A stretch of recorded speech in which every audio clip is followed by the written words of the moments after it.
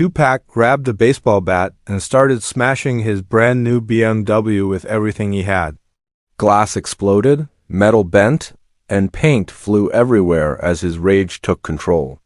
But when he finally stopped and saw what he'd done to his mother's gift, the sight of the destroyed car broke him more than any betrayal ever could.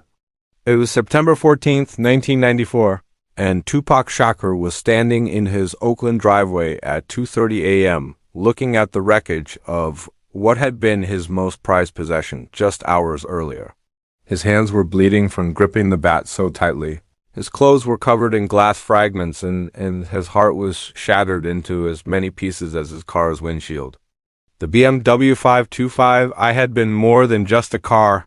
It had been a symbol of everything he'd achieved, everything he'd overcome, and most importantly, it had been his mother's way of telling him she was proud of the man he'd become.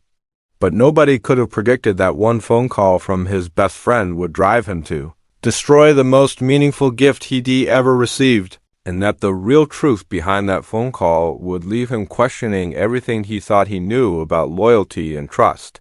The day had started perfectly.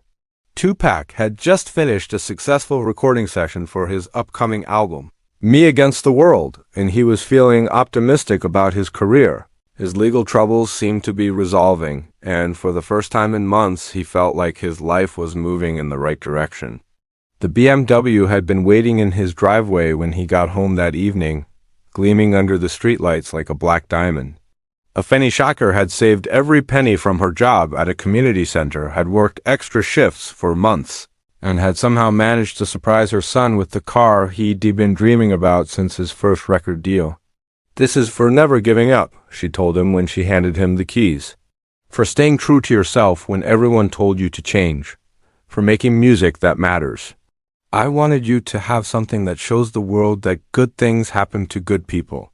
Tupac had been so moved by the gesture that he cried right there in the driveway. His mother had sacrificed so much for his career, had supported him through every controversy and legal battle, and now she was celebrating his success by giving him something she could barely afford. He'd spent that evening carefully cleaning every inch of the car, learning its features, planning all the places he wanted to drive it. The BMW represented everything his mother believed he could become: successful, respected, worthy of beautiful things. But at 1:47 a.m., everything had changed with a single phone call. "Pac, it's Marcus," the voice on the other end had said. Marcus Jenkins was supposed to be one of Tupac's closest friends, someone he'd known since childhood, someone he trusted with his life. "What's up, Marcus? You sound upset. I got something to tell you, and you ain't gonna like it. I've been holding this in for weeks, but I can't keep lying to you." Tupac had felt his stomach drop. "What are you talking about?" "Your girl, Jasmine. The one you've been talking about marrying. She's been cheating on you with multiple dudes. While you've been in the studio working on your album, she'd been running around on you." The words had hit Tupac like lightning. Jasmine Crawford had been his girlfriend for 8 months, and he'd been planning to propose to her. She was someone he'd opened his heart to completely, someone he'd trusted with his vulnerabilities, someone he believed truly loved him for who he was beneath the fame. "What? Marcus, what are you saying?" "I got proof, man. Pictures, videos, everything. She'd been playing you hard, laughing about it behind your back, talking about how stupid you are, how easy it is to get money out of you." "That's not true," Tupac had said, but his voice was shaking. "Jasmine wouldn't do that. I'm bringing the evidence over right now. You need to see this." For the next 30 minutes, Tupac had paced his living room, his mind racing between disbelief and growing rage. He trusted Jasmine completely. He'd told her things he'd never told anyone. He'd been planning a future with her, had even bought an engagement ring that was sitting in his bedroom drawer. When Marcus arrived with a manila envelope full of photographs, Tupac's world exploded. The pictures showed Jasmine with different men in restaurants, hotels, clubs, all places she'd told Tupac she was with her girlfriends or family. The evidence was undeniable. She'd been systematically deceiving him while accepting his love, his money, and his trust. "She's been laughing at you, Pac," Marcus had said, adding salt to the wound. "Telling people you're soft, you're easy to manipulate. She never loved you, man. She loved what you could give her. That's when the rage had taken over.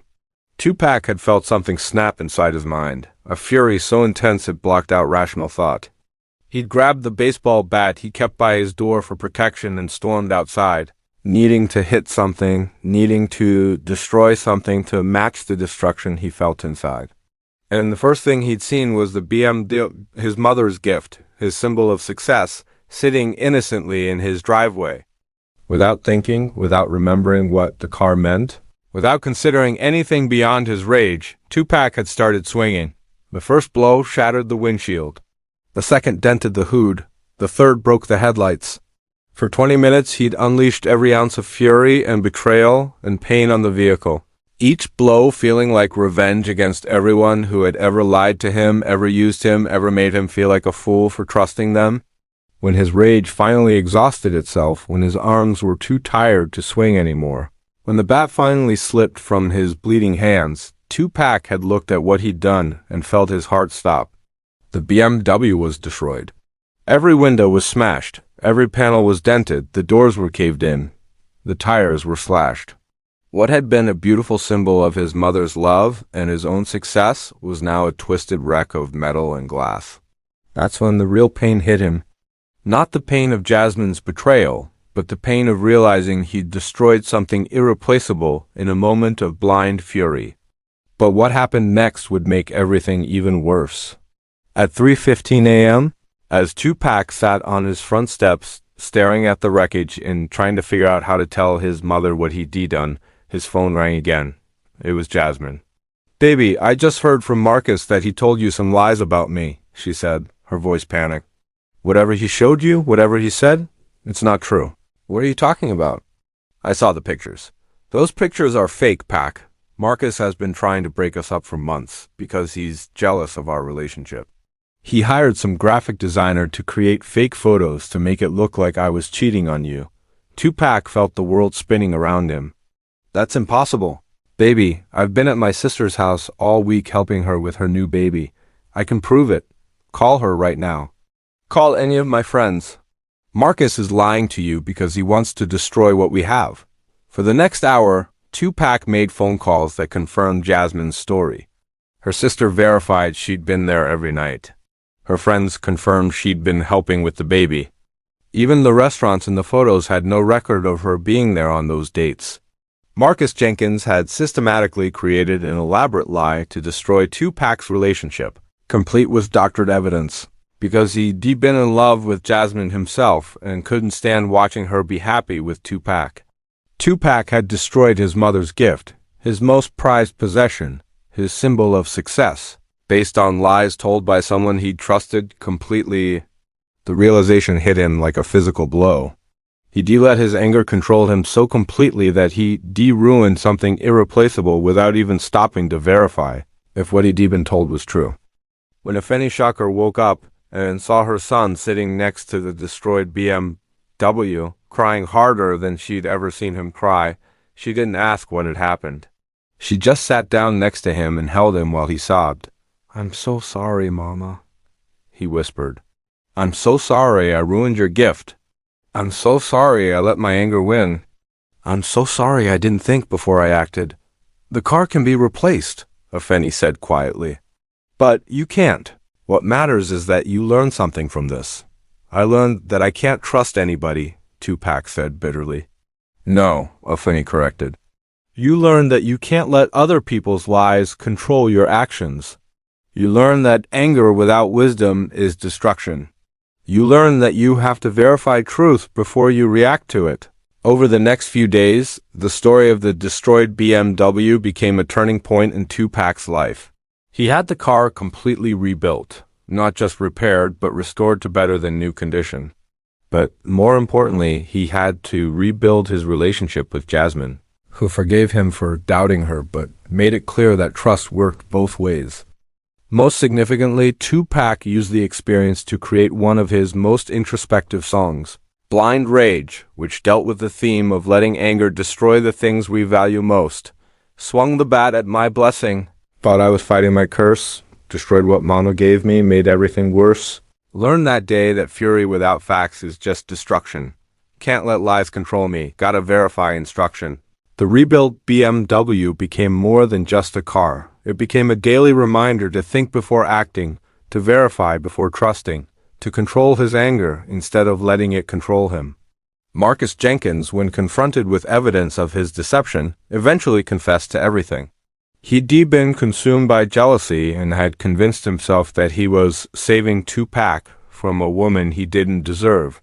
His betrayal ended their friendship permanently, but it taught Tupac valuable lessons about recognizing when people's advice was motivated by their own agenda rather than his best interests. Years later, Tupac would say that destroying the BMW was one of the most important mistakes he ever made, because it taught him that the things we destroy in anger often can't be replaced, and that other people's lives should never have the power to make us destroy what we love. The rebuilt BMW stayed with Tupac for the rest of his life, and every time he looked at it, he remembered the night he learned that the most dangerous enemy of success isn't failure. It's the uncontrolled anger that makes us destroy our own blessings. If this story of anger, destruction, and redemption moved you, share it with someone who needs to be reminded that our greatest growth often comes from our most painful mistakes, and that what we destroy in fury can teach us more than what we build in peace.